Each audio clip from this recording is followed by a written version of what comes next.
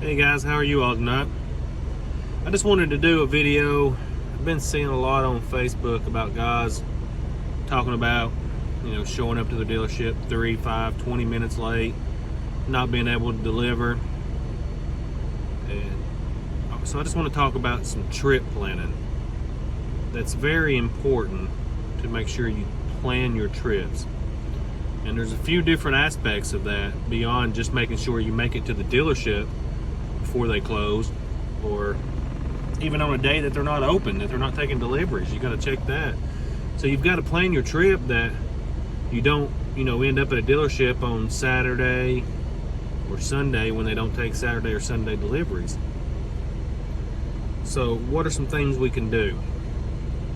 The first big thing is always check your weather. So you want to make sure when you're coming to Indiana that the weather's good enough to come, that the yards are open. If you look and see that you're going to arrive at 5 p.m. and at 4 p.m. they're planning on start getting 6 inches of snow, or going to have 6 inches of snow, they're probably going to close the yards until the transportation departments can get the roads clear, and that can take hours. So you may need to plan to be here a few hours earlier so you can get that unit and get out of the yard and get on the road, or units in my case. If you're in haul and tow or multi-haul, get the units and get on the road. So you've got to allow yourself time to get here, get loaded, and get out of here before the weather moves in. Because if you're going to get up here and you ain't going to be able to pick up for a day or two, you're either going to sleep in your truck, you're going to get a hotel, when I'd much rather stay at home a day or two and spend some more time at home before I came up here, if that was going to be the case. Then, you've got to check the weather along your route. Especially if you're heading out west across the 80 through Wyoming and all that, wind. Man, the wind shuts people down so fast. So you've got to look at multiple things. First, when you look at that wind, what time's it coming in? Can I stop 2 hours short tonight to get up 2 hours early in the morning, to start 2 hours earlier to beat that wind? So, let's say I drive till 10 o'clock tonight and I can't start till 8 in the morning, and the wind's going to move in at 9. You might have to stop early one day to start early the next to get through before that wind comes, because you got to have that 10-hour reset, and you don't want that 10-hour reset pushing you into sitting there while the wind comes in. That's just one example. Another example is, once again, snow, sleet, things of that, because they'll shut the interstates down. So look at those, because instead of going across the 80, you might have to drop down, or you might have to go up to 90 or up to 94, depending on where you're going. It might be out of your way, but that beats sitting a day or two just waiting on them to open the interstate back up. So you've got to look at those aspects of it when it comes to weather. And then that's just along your route. Then you've also got to check the weather at your destination. You don't want to show up out in Montana when they're dumping a foot of snow and the dealership may not be open. So that's always things. If you see that weather's going to move in out there, go ahead and call them before you leave and say, hey, if that weather comes in, will you guys shut down or will you remain open? They may say, it doesn't matter how much snow, we're going to be open. And then they may say, no, if it starts dumping it, we're closing down. So then that can, alter what you do and how you go about your travels. You may pick it up and just go back home and say, we'll wait 2 or 3 days and let that snow move out before I even start out that way. So you've got to check the weather picking up in Indiana, check the weather along your route, and the weather at your destination. Okay, so then another thing you've got to worry about on your trip planning is plan out your fuel stops. Look at that EFS app, see where those fuel prices are the best, and make those stops. You might have to stop. You might have to stop when you're at a half a tank. It's a little inconvenient, but if you can go ahead and top back off with cheap fuel there, and then make it through those places that you would then have to stop if you didn't top off, where fuel's 40, 50, 60, 70 cents higher. You've just put money in your pocket, because now you're on empty. You might be getting 60 gallons at 40 to 50 cents higher, instead of just stopping and getting those 30 gallons you got earlier. That's going to get you to another fuel stop where you can get cheap fuel. So plan, look at those fuel stops, plan that out. Say, okay, I'm not going to need fuel yet, but exit 237's got the cheapest fuel, and after that there's not another one for a couple hundred miles, and I couldn't make it to it. So make that stop even when you don't, you're not empty, or you're not down to a quarter. Try not to get below a quarter of a tank. By the time I'm at a quarter of a tank, I'm hoping I'm putting fuel in. That's the way I like to run. Just don't want to take no chances. So plan out those fuel stops, because that's money in your pocket. When you're saving $20 and $25 each time you fill up across the country and back, that's $200 or $300 more in profit you've put in your pocket. And you'll see some guys on there, with their auxiliary fuel tanks, they're saving $70 a fill up or more. That's $70 you just made extra.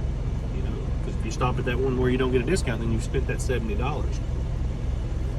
So then the last thing I want to touch on, and that is, call your dealerships ahead of time. And I'll tell you why.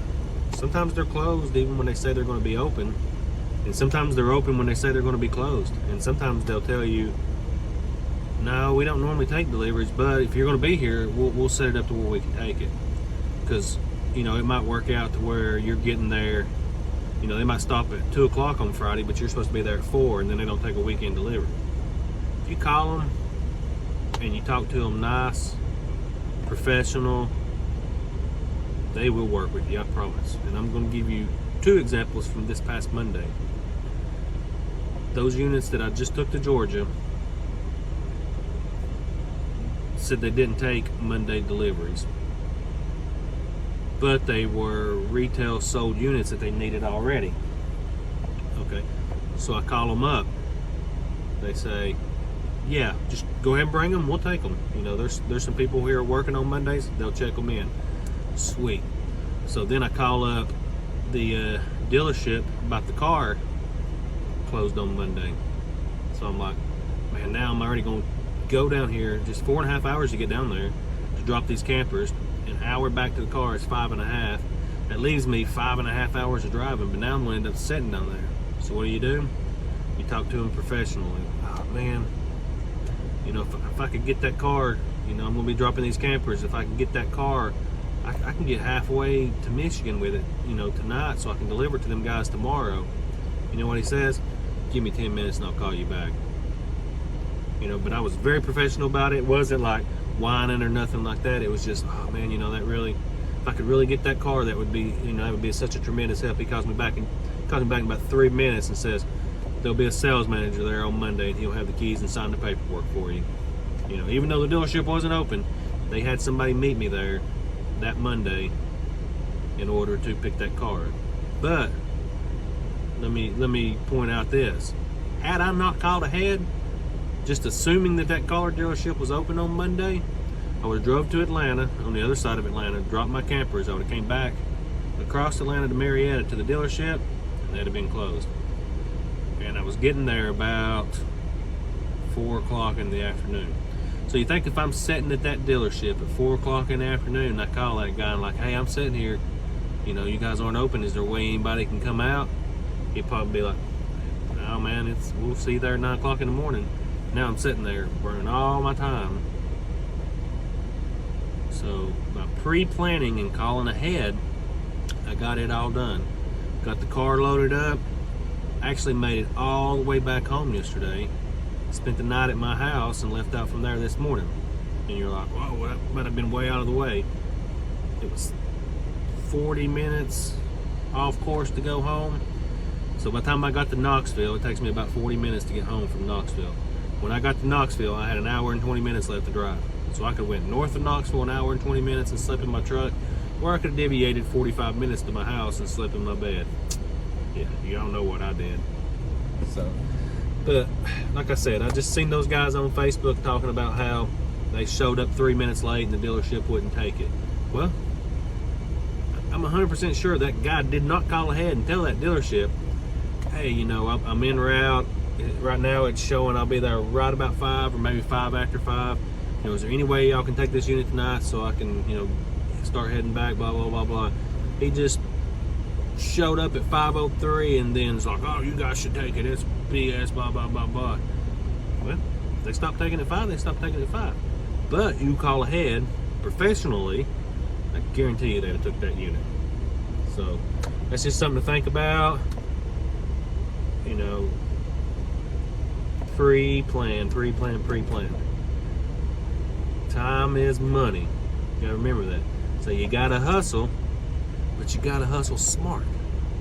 That's what helps you make the money.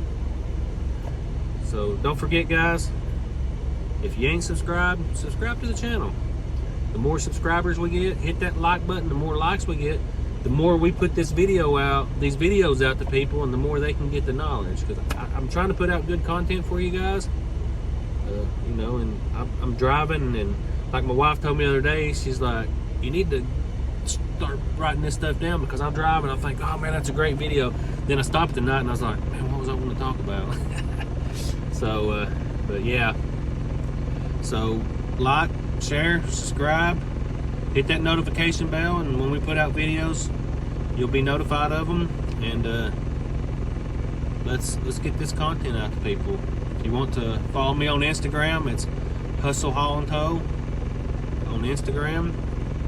So we've been trying to get more active on that. So, but we haven't had a lot of time at home right now. We've been out here getting at it. I've got some videos that I want to do, but it's going to require me to have some time at home to do them. So there's some things I need to do to the truck too. So I'm just going to have to suck it up and spend some time at home off the road and do the things that I've neglected to do. It's nothing bad. I need to change my fuel filters. I want to change those lights on the bed that we talked about in one video.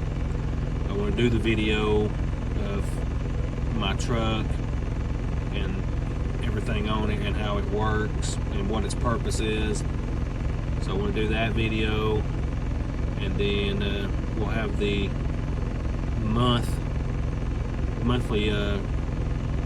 summary video coming up. Like I said, January wasn't the month. It could have been, because I didn't run as hard.